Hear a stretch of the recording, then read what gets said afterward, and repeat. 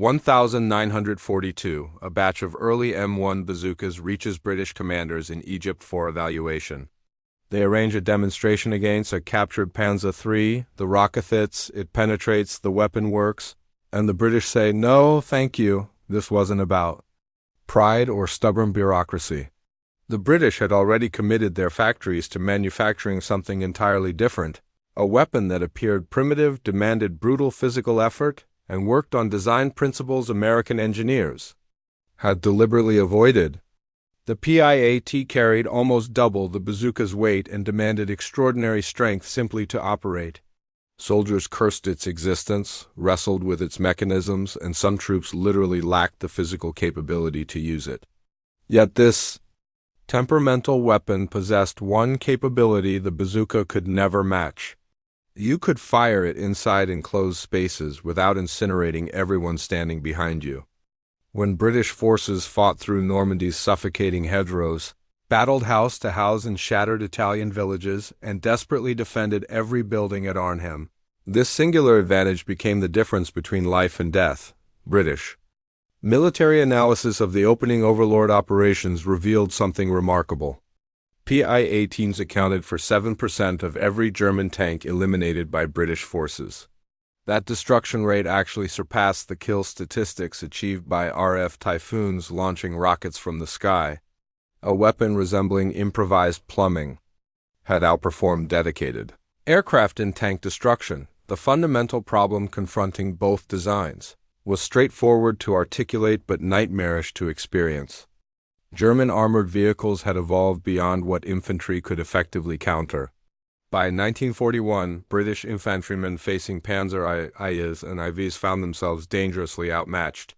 The boy's anti-tank rifle firing its massive .55 caliber rounds could barely pierce 21 millimeters of armor at 300 yards.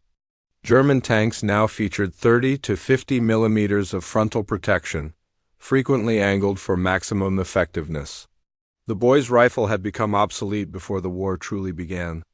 Anti-tank guns remained effective, but their multi-thousand-pound weight required dedicated vehicles for transport. Infantry desperately needed something individual soldiers could personally carry into battle, something capable of destroying a tank at distances where that tank could already kill them, the shaped charge exploiting the Monroe effect presented.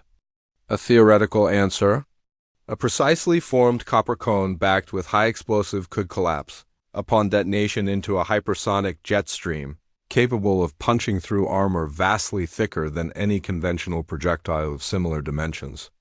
The real challenge centered on delivering that shaped charge to its target. American designers selected rockets. German engineers selected rockets. British designers selected a spring mechanism. Lieutenant Colonel Latham Valentine Stuart Blacker defied conventional weapons engineering backgrounds. This Indian Army veteran and early aviation pioneer had invested years experimenting with unconventional ordnance concepts. He secured his spigot mortar patent in 1930 and spent the following decade attempting to generate military interest. His underlying principle contradicted intuition. Rather than propelling a projectile from within a barrel, the spigot mortar employed a solid steel rod. The bomb rested over this rod with its hollow tail section containing a compact propellant charge. Upon firing, the rod impacted the propellant, and the resulting detonation thrust the bomb forward while simultaneously driving the rod backward. Every bit of energy transferred directly into the projectile itself. No tube existed to contain expanding gases. No dangerous backblast emerged. Following the Dunkirk evacuation, desperate circumstances created opportunities. Churchill personally witnessed a demonstration of Blacker's initial creation, the Blacker Bombard, a 112-pound fixed installation firing 20-pound anti-tank bombs. Production exceeded 22,000 units for Home Guard deployment. But Blacker envisioned genuine portability when he demonstrated his shoulder-fired variant to War Office officials in June 1941. Everything collapsed catastrophically. The casing proved flimsy and inadequate. The spigot mechanism misfired repeatedly. Bombs frequently failed to detonate upon striking targets. The Ordnance Board delivered a crushing assessment, declaring the weapon would prove completely ineffective as an anti-tank device under any imaginable employment conditions. Blacker received transfer orders to different duties, but Major Millis Jeffress at MD1, Churchill's clandestine weapons laboratory nicknamed the Toy Shop, recognized untapped potential. He merged the spigot concept with newly available hollow charge warhead technology originally developed for the No. 74 Saint grenade, commonly known as the sticky bomb. By early 1942, the Jeffress shoulder gun impressed the identical officials who had previously dismissed Blacker's prototype. Production commenced in August 1942 at ICI Billingham. A full month before American bazookas even arrived for British evaluation, the completed PIAT, an abbreviation for Projector Infantry Anti-Tank, registered 32 pounds on scales. It measured 39 inches in length and launched 3.5-inch diameter bombs. Muzzle velocity reached 250 feet per second. Relatively sluggish performance limiting effective range to approximately 100 to 115 yards against mobile targets. Soldiers with actual combat experience insisted 50 yards represented realistic engagement distances. Armor penetration reached 75 to 100 millimeters, adequate against the flanks and rear sections of any German tank currently deployed. The cocking mechanism generated endless complaints throughout its service life. Operators had to stand upright, position the weapon on its butt plate, step directly on the shoulder padding, quarter turn to disengage the spring, and haul upward using their complete body weight. This operation demanded approximately 200 pounds of force. Shorter soldiers sometimes physically lacked the capability to perform it. One training manual specifically noted that recocking while lying prone remained theoretically possible but required extensive practice and considerable strength. The American M1 bazooka pursued a radically different approach, weighing merely 18 pounds. It utilized a battery-powered ignition system to launch 2.36-inch rockets. The rocket motor consumed solid propellant, accelerating the projectile to 265 feet per second. Effective range extended to 150 yards, marginally superior to the PIAT. Armor penetration of 76 millimeters proved comparable. Operation was considerably simpler. A two-man team could fire and reload with impressive speed. But every operational advantage extracted its price. When that rocket motor ignited, propellant gases roared from the tube's rear, creating a lethal danger zone extending 15 meters behind the operator. The distinctive whooshing sound and prominent smoke trail instantly betrayed the shooter's location. Anyone positioned behind the weapon risked catastrophic burns or immediate death. On dry terrain, the backblast generated dust clouds visible across hundreds of yards. In confined spaces, firing became suicidal. The PIAT imposed no such constraints. The infantry school at Hythe conducted PIAT training courses until 1959, explicitly noting the weapon could be fired from indoor positions if circumstances demanded it. Over 200 PIAT units were airdropped to French resistance networks, specifically because operatives could fire them from inside buildings, engage German vehicles, and vanish before enemy forces pinpointed their position. At Arnhem, British paratrooper documentation recorded that PIAT teams proved exceptionally difficult to locate in urban terrain. The weapon's report resembled a dull thud rather than the bazooka's screaming whoosh. The PIAT's combat introduction occurred in early 1943 throughout the Tunisia campaign. Canadian forces deployed PIAT units extensively during Sicily's invasion in July 1943, though initial reports complained of misfires and unreliable fuses that occasionally failed to detonate unless striking armor at optimal angles. By 1944, the weapon had validated itself repeatedly through combat. A Canadian Army survey questioning 161 officers recently returned from frontline action ranked the PIAT as the single most outstandingly effective infantry weapon available, positioning it ahead of the legendary Bren gun. 6. Victoria Crosses were awarded for actions involving PIAT weapons, exceeding any other infantry anti-tank system throughout the entire war. Fusilier, Francis Jefferson earned his at Monte Cassino in May 1944. When the initial Piat team was killed, the 23-year-old seized their weapon, sprinted forward under withering fire, and engaged a German tank at extremely close range. The vehicle erupted into flames. At that proximity, missing guaranteed death, he didn't miss. Major Robert Kane became Arnhem's only Victoria Cross recipient to survive the battle.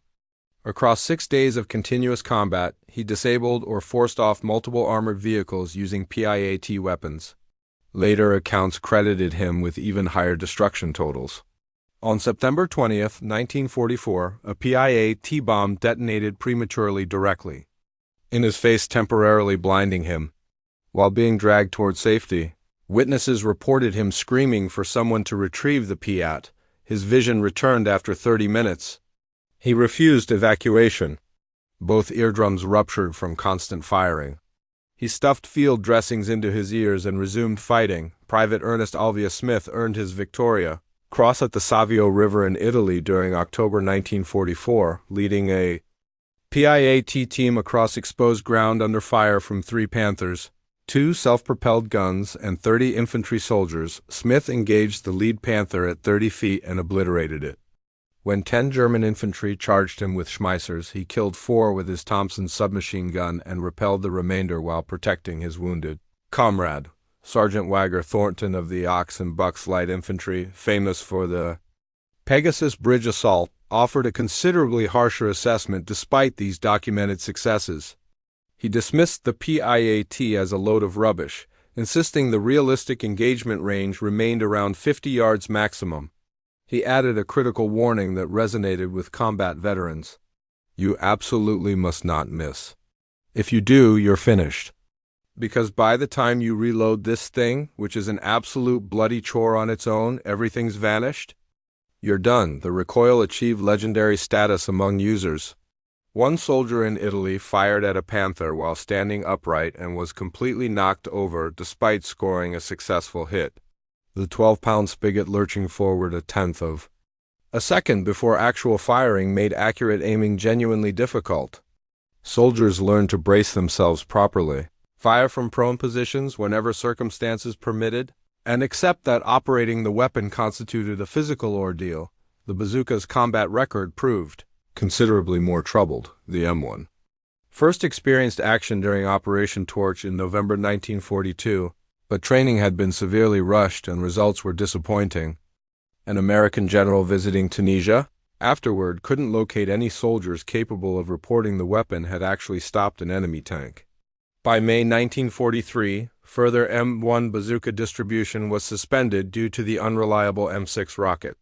The battery-powered ignition system created persistent problems. In humid environments, the contacts corroded rapidly. In salt air conditions, they failed completely. In cold weather, the rocket propellant failed to burn completely inside the tube, extending past the muzzle and dramatically increasing danger to operators. Bazooka operators confronted significant risks at the close engagement ranges the weapon demanded. The backblast revealed their position immediately, and reloading under direct fire proved extremely difficult. General Patton himself expressed blunt opinions about the weapon's limitations. He stated the bazooka's purpose was not hunting tanks offensively, but being used as a desperate last resort. He recommended engagement ranges be maintained around 30 yards. At that proximity, against a mobile tank, survival remained unlikely regardless of whether you hit or missed. Both weapons struggled against heavy German armored designs. By 1943, Germany had deployed Scherzen, armored side skirts originally introduced to counter anti-tank rifles.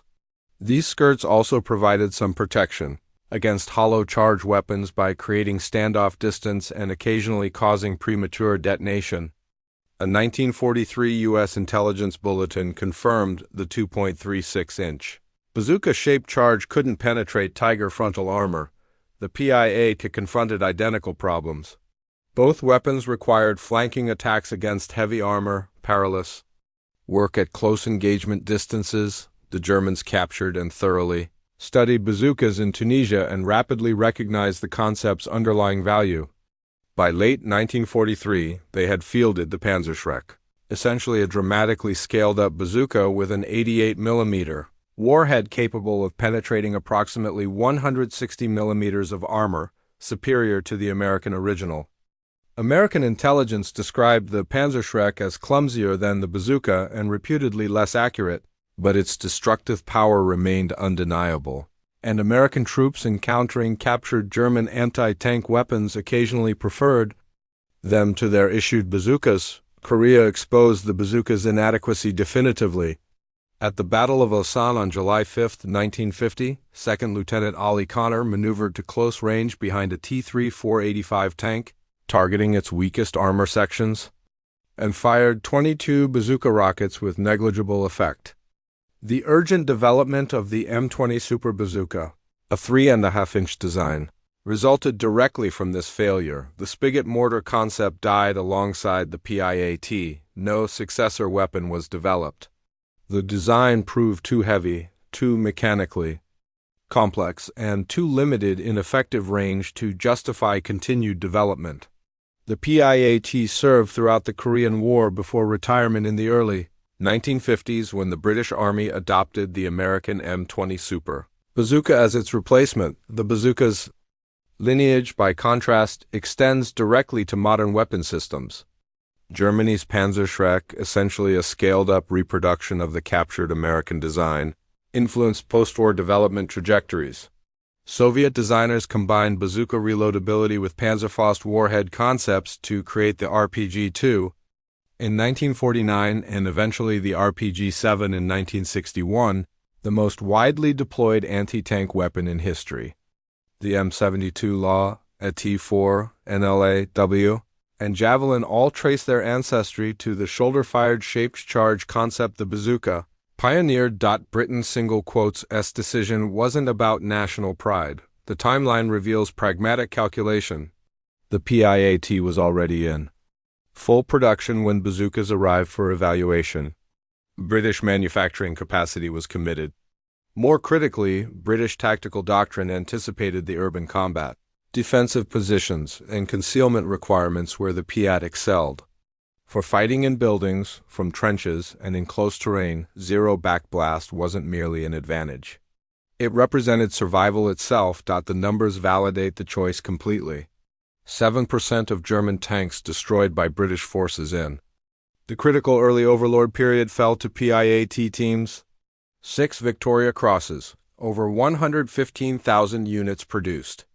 A Canadian Army survey naming it the most effective infantry weapon of the war. Against these documented results, the bazooka offered lighter weight and easier operation, meaningful advantages that didn't outweigh the PIAT's tactical flexibility in British hands. The PIAT was an evolutionary dead end. The bazooka was an ancestor. But in the brutal fighting of 1943 to 1945, the weapon that mattered was the one that worked when you needed it. For British soldiers fighting in the hedgerows of Normandy and the ruins of Arnhem, that weapon was the crude, heavy, shoulder-bruising PIAT. Britain said no to America's bazooka because British engineers had already built something better suited to British needs. The combat record proved them right.